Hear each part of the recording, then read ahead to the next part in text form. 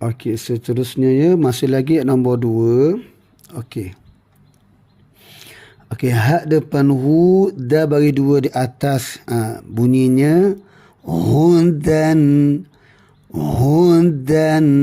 Ni dipanggil alif maksurah ya, bentuk macam huruf ya. Hudan. Itu cara bacaan dah bagi 2 di atas ya. Hudan.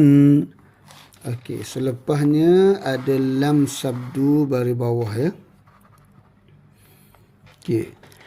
Lil muttaqin.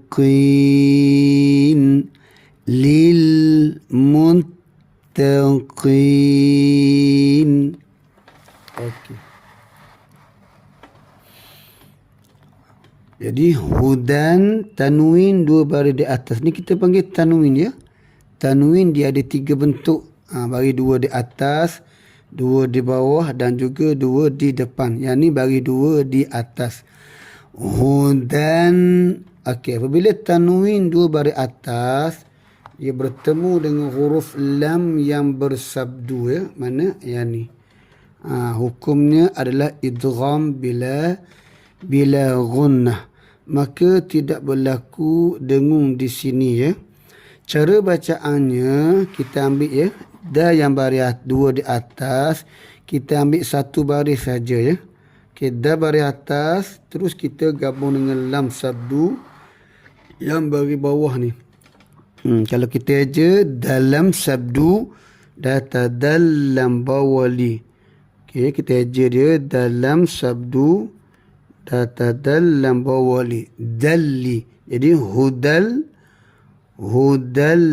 lil muttaqin. Tu cara bacaan dia, idgham bila gunnah.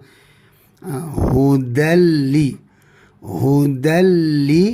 Okey, terus ambil lam mati. Hudallil muttaqin. Okey, min baris depan, selepasnya ada tasabdu beratkan ta ya. Muttaqin. Ni huruf qaf dia baris bawah, kena hati-hatilah jangan ditebalkan sangat ya. Sebab apa? Sebabnya huruf qaf dia ranking nombor 5 ya. Ketebalan huruf isti'ala. Hudal lil muttaqin. Jangan dibaca lil muttaqin. Jangan tebal sangat ya. Hudal lil muttaqin. Berhenti hukumnya man arid lis sukun, maka matikan huruf nun ya.